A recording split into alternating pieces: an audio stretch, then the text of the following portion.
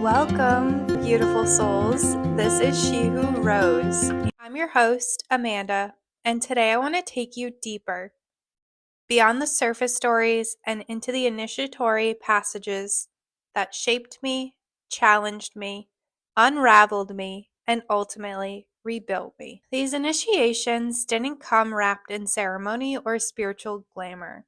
They weren't planned and they weren't pretty. Earth itself became my mystery school. Life, in all its tenderness and brutality, became my teacher. Each experience, each rupture, each breakthrough was a doorway, a threshold between who I thought I was and who I was becoming. Walking through them required courage, humility, and a willingness to face myself fully. To meet the parts of me I had abandoned, to sit with fear, to honor grief, to uncover gifts I didn't know I carried.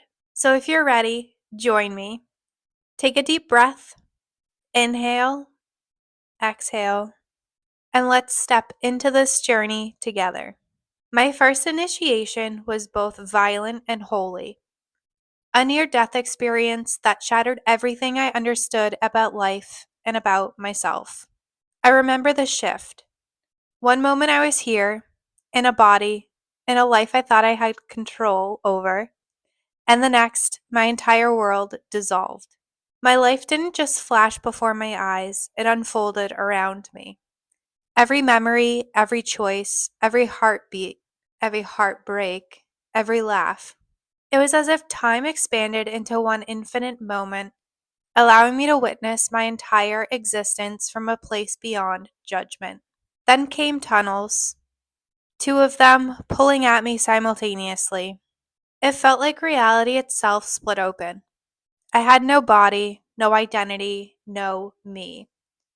Everything I had clung to, my stories, my worries, even my name, had evaporated.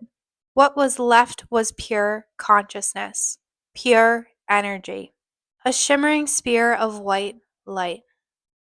I floated in what I can only describe as a vast, white, endless cube. No walls, no ground, no time. Just awareness, just being. And then I met a presence, a being of brilliant, omnipresent white light. There are no words powerful or clean enough to describe the magnitude of that presence. It wasn't a person, it wasn't a guide, it was everything. Truth, love, creation, origin. And it communicated to me not with words, but with knowing. I couldn't stay, it wasn't my time, and I had to return.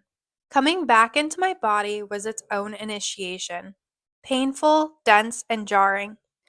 Suddenly, breathing felt sacred, my heartbeat felt like a miracle, sound itself felt like an invitation back into life. This was my ego death, the stripping away of every illusion I thought was real. This initiation taught me that life is more than what we see, and that death is not an ending, but a transition. And for anyone listening who has brushed against death or brushed against the veil, you know. You come back changed, and you come back with new eyes. After facing death, I had to face life. And life brought me back to the bones of my existence, my childhood trauma and domestic violence. This initiation didn't come with light or revelation. It came with shadows, with my own underworld, memories, and triggers I didn't understand. Patterns repeating themselves like echoes from the past. Healing wasn't graceful, it wasn't linear. It felt like reopening wounds I had stitched closed just to survive. I learned over time that trauma hides in the body, in my breath, in all of the flinches I felt, and in my own silence. And that healing meant turning towards the pain I had avoided for years. But through this process, I learned resilience. Not the pretty kind that people praise, but the gritty kind that forms from choosing yourself even when it hurts. I learned boundaries not as walls, but as sacred protection. I learned that my sensitivity was not weakness, that it was wisdom. And if you're listening and carrying your own childhood wounds, know this, that your pain is valid, your healing is not too late, Your story is not over.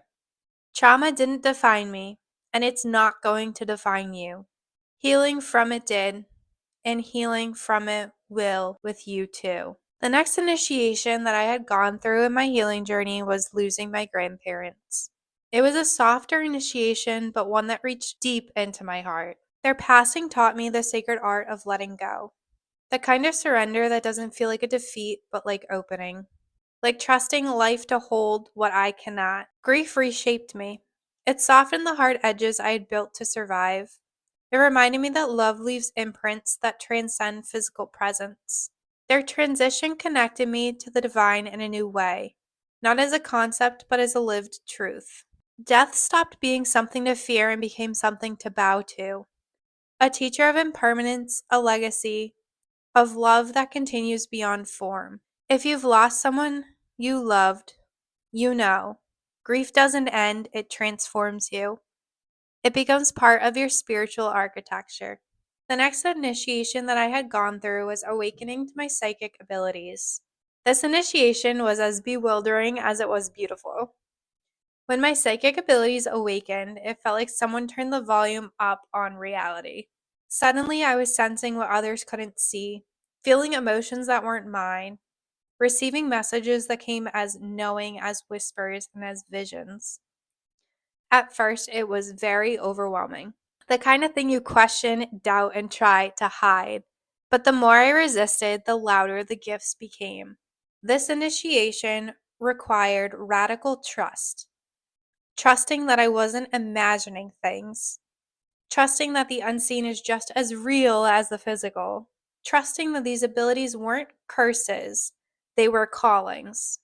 Claircognizance taught me to listen to truth without needing proof. Clairsentience taught me to feel the world with an open heart.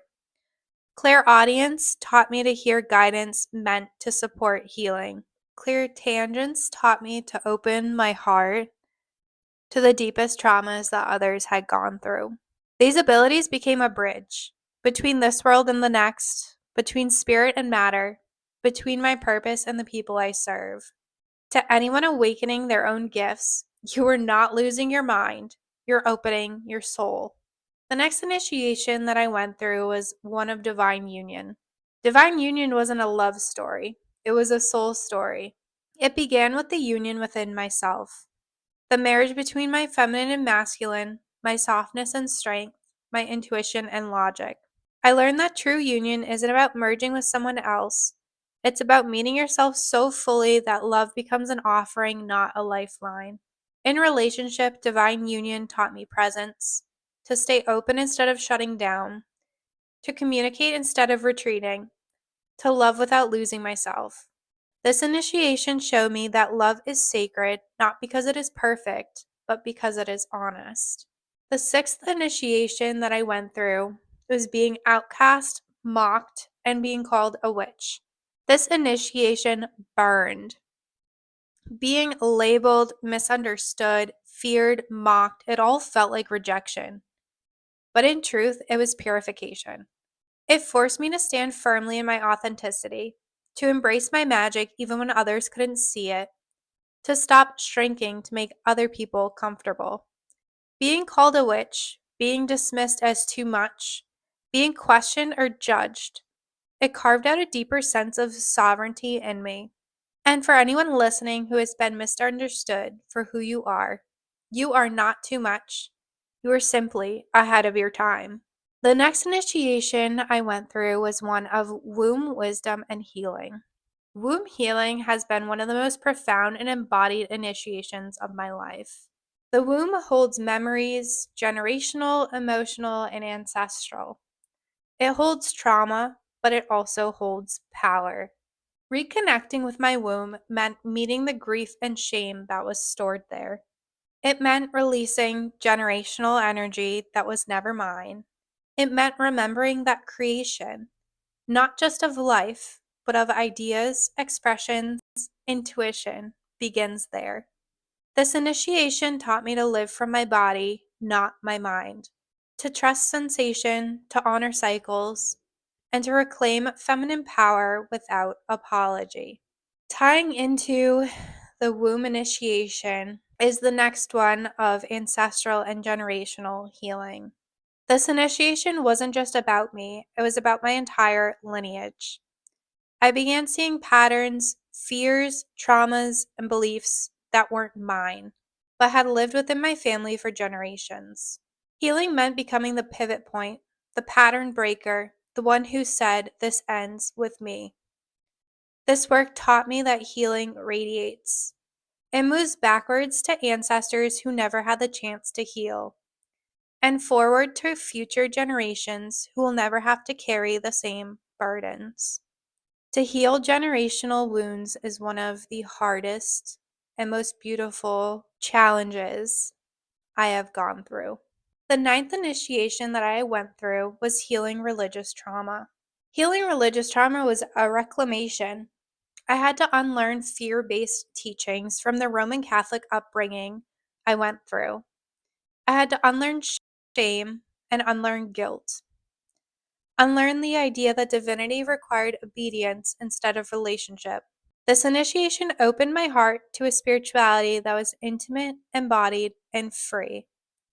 I stopped seeking God outside myself and found the divine within me. The last initiation that I've gone through is accepting my connection to spirit. This final initiation isn't a moment, it's a continuous becoming. Accepting my connection to spirit means integrating everything: my psychic gifts, my intuition, my healing abilities, and my purpose.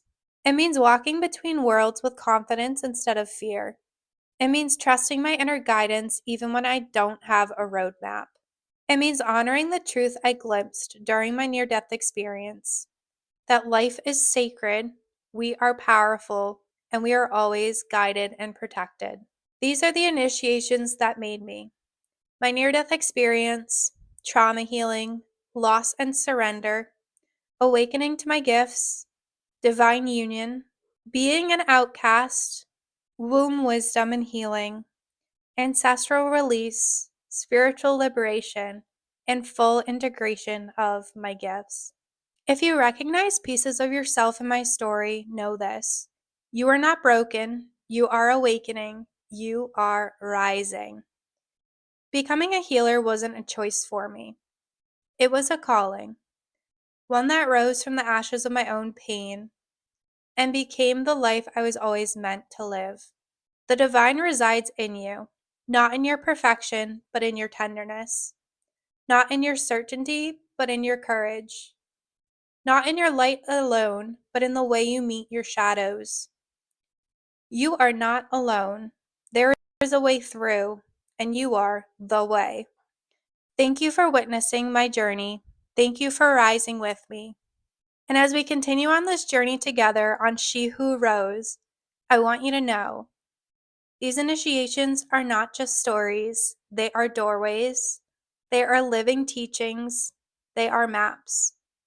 In the episodes to come, I will take you deeper into the wisdom, the practices, and the tools that carried me through each initiation. Tools anyone can work with, tools that reconnect you to your body, your intuition, your truth, and your power. We'll explore how to navigate trauma with compassion, how to regulate your nervous system, how to connect with your womb and your lineage, how to awaken your gifts without fear, how to build trust with spirit, and how to walk through your own initiations with sovereignty and grace. I'll share the rituals that anchored me, the somatic practices that brought me back into my body, the energetic tools that opened my intuition, the healing frameworks that helped me transform pain into wisdom, and the spiritual principles that taught me how to rise, not just once, but again and again. So if any part of my story resonated, stay close, because each week we'll peel back another layer, we'll walk deeper into the mystery, and I'll offer you what the earth, spirit, and my own lived experience have taught me. This is just the beginning.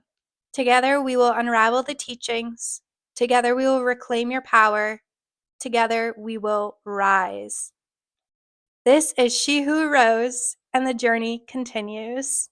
Thank you for listening to this episode of She Who Rose. If this story resonated with you, share it with someone you love and subscribe so you don't miss our weekly conversations about healing, embodiment, and divine awakening. Until next time, beautiful soul, walk gently, walk with love, and walk the way. Bye.